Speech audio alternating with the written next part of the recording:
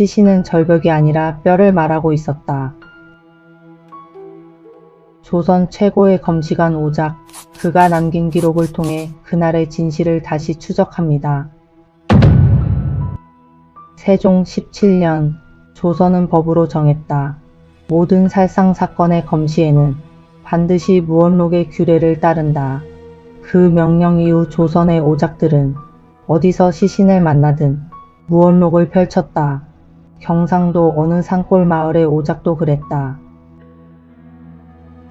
가을이 깊어가는 무렵이었다. 첫서리가 내리기 시작하던 때였다.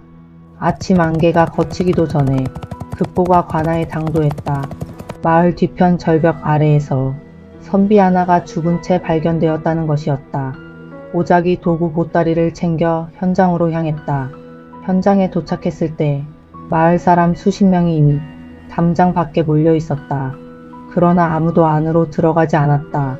시신의 얼굴을 먼저 본 이장이 한 걸음 뒤로 물러서 있었다. 오작이 들어가자 이장이 낮은 목소리로 말했다. 얼굴이 이상하다고.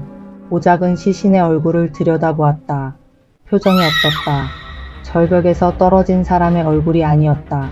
높은 곳에서 발을 헛디딘 사람은 공포에 질린 채 죽는다. 눈이 벌어지고 입이 벌어지고 근육이 굳는다. 그것이 자연스러운 죽음의 얼굴이다. 그런데 임가의 얼굴은 달랐다. 눈을 반쯤 감은 채였다. 입술이 다물려 있었다. 마치 잠든 것처럼 떨어지는, 공포를 전혀 겪지 않은 얼굴이었다. 마을 사람들이 술렁이기 시작했다. 혼을 빼앗겼다는 말이 나왔다. 죽기 전에 이미 혼이 나갔다는 말이 나왔다. 떨어지는 것조차 몰랐을 것이라 했다. 이장이 오작에게 다가왔다. 귀신의 소행이 분명하니 빨리 사고로 처리해야 한다 했다. 오작은 대답하지 않았다. 시신 앞에 무릎을 꿇었다. 소매를 걷었다. 그리고 부러진 팔뼈에 손가락을 얹었다. 멈췄다. 건조했다. 피가 없었다. 살이 붙지 않았다. 마른 나뭇가지를 꺾어 놓은 것처럼 차갑고 고요했다. 오작은 무언록을 펼쳤다. 해당 항목은 명확했다. 살아있을 때 뼈가 부러지면 피가 고이고 살이 부어오른다. 심장의 뛰므로 피가 그 자리로 몰리기 때문이다. 숨이 끊긴 뒤에 뼈가 부러지면 아무것도 남지 않는다. 피가 더 이상 움직이지 않기 때문이다. 임가의 뼈는 건조했다. 이 사람은 절벽에서 떨어져 죽은 것이 아니었다. 이미 죽은 채로 던져진 것이었다. 오작은 시신을 뒤집었다. 뒷목이 보였다. 검붉은 피가 피부 아래에 가득 차 있었다. 살아있을 때 무거운 것으로 가격당한 자리였다. 뒷목 깊은 곳에는 숨을 쉬게 하고 심장을 뛰게 하는 몸의 중심이 있다. 그곳에 강한 충격이 가해지면 심장과 폐가 그 자리에서 멈춘다. 고통을 느낄 겨를도 없다. 귀신의 소행이 아니었다. 처음부터 사람의 짓이었다. 오작은 자리에서 일어나 절벽 위로 올라갔다. 풀밭을 한 뼘씩 살폈다. 두 사람의 발자국이 있었다. 한쪽은 임가의 것이었다. 다른 한쪽은 달랐다. 무게가 깊이 실려 있었다. 오래 기다린 자리였다. 임가가 오기를 기다렸다가 뒤에서 덮친 자리였다. 바위 틈에서 굵은 끈 조각 하나가 나왔다. 이 마을 사람의 끈이 아니었다. 짐을 오래 지고 다닌 사람의 것이었다. 외지에서 드나드는 사람의 것이었다. 오작은 절벽 아래를 내려다보았다. 누군가 이 자리에서 기다렸다. 임가가 올라오는 것을 보았다. 뒤에서 뒷목을 강타했다. 임가는 그 자리에서 눈을 감았다. 시신은 절벽 아래로 던져졌다. 사고처럼 보이도록 오작은 마을로 내려와 아내를 찾아갔다. 아내는 안채에서 울고 있었다. 오작이 문 앞에 서자 울음을 멈추고 올려다보았다. 눈가가 붉었다. 오작이 물었다. 남편이 오늘 어느 쪽 산길로 올라갔는지 아십니까? 아내가 말했다. 늘 다니던 길로 갔을 것이라 했다. 오작이 다시 물었다. 남편이 그 절벽 근처에 자주 갔습니까? 아내가 잠시 멈췄다. 그리고 말했다. 약초가 많은 곳이라 가끔 갔다고. 오작은 품에서 끈 조각을 꺼내 마루 위에 올려놓았다. 말없이. 그리고 아내의 얼굴을 보았다. 아내의 시선이 끈 조각으로 갔다. 한 호흡이었다. 곧바로 돌아왔다. 아무것도 모르는 사람처럼. 그러나 그 한 호흡이 전부였다. 아는 사람의 눈이었다. 오작은 마을 어귀로 나갔다. 이 끈을 쓰는 사람이 누구냐고 물어다녔다. 하루가 지났다. 아무도 몰랐다. 이튿날 장터 방향 길목에서 나무를 팔던 노인 하나가 고개를 끄덕였다. 아래 마을 땔감 장수가 저런 끈을 쓴다 했다. 올여름 인가대 근처에서 본 적이 있다 했다. 인가가 없던 날이었다 했다. 오작이 아래 마을로 내려갔다.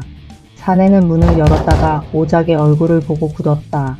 끈을 모른다 했다. 그날 집에 있었다 했다. 오작이 돌아서려다 멈췄다. 그리고 말했다. 이웃에게도 같은 것을 물어볼 것이라고. 그날 새벽 이 마을을 떠난 사람이 있는지를. 사내의 어깨가 한번 내려앉았다. 오작은 그것을 보았다. 이웃을 찾아갔다. 새벽에 큰 짐을 들고 산 쪽으로 올라가는 것을 봤다는 말이 나왔다. 어디 가느냐 물었더니 대답 없이 걸어갔다 했다. 오작이 다시 사내 앞에 섰다. 이번에는 말하지 않았다. 끈 조각을 내밀었다. 사내의 집 끈과 매듭 방식을 비교하겠다고 했다. 사내가 주저앉았다. 자백이 나왔다. 아내가 먼저 찾아왔다 했다. 남편을 없애면 함께 살 수 있다 했다. 처음에는 거절했다. 2번, 3번 만남이 이어지면서 마음이 기울었다. 그날 새벽숲 입구에서 기다렸다. 인가가 올라오는 것을 보았다. 뒤에서 돌로 뒷목을 내리쳤다. 인가는 그 자리에서 눈을 감았다. 시신을 절벽 아래로 밀었다. 아무도 모를 것이라 믿었다. 뼈가 말해줬다. 골절 부위가 건조했다. 피 한 방울이 없었다. 그 하나가 모든 것의 시작이었다. 자백이 끝난 뒤 신문관이 아내에게 물었다. 남편이 어떤 사람이었느냐고. 아내는 한참 침묵했다. 그리고 천천히 말했다. 남편은 술을 마셨다. 술이 들어가면 손이 올라왔다. 밥상이 엎어진 날도 있었다. 아이가 울다 지쳐 잠든 밤도 있었다. 마을 사람들은 알았다. 그러나 아무도 막지 않았다. 그런 살림이라 여겼다. 아내는 그 집에서 오래 버텼다. 버티다 마음이 무너지던 날 그 사내를 만났다. 처음으로 말을 들어주는 사람이었다. 처음으로 괜찮다고 말해주는 사람이었다. 아내는 그것을 붙들었다. 그 붙듦이 결국 이 자리까지 이어진 것이었다. 그 고통이 살인을 정당화하지는 않는다. 그러나 그 고통이 없었다면 이 일도 없었을 것이다. 오늘날에도 같은 일이 일어납니다. 등산 중 실족으로 신고된 시신을 검시한 법의관이 골절 부위에 혈액 반응이 없다는 소견을 보고서에 적었습니다. 그 한 줄이 수사를 열었습니다. 배우자가 보험금을 노리고 산에서 가격한 뒤 밀었음이 밝혀졌습니다. 도구는 달라졌습니다. 등산 스틱, 스마트폰 위치 데이터, 보험 서류. 그러나 뼈가 말해준 것은 같았습니다. 살아있는 몸은 반응하고 죽은 몸은 반응하지 않는다. 세종 17년의 법으로 새긴 그 원리가 지금도 법정에서 증거로 쓰입니다. 산 자의 혀는 꾸며낼 수 있습니다. 그러나 죽은 자의 뼈는 오직 있었던 일만을 남깁니다. 마지막으로 여러분께 묻겠습니다.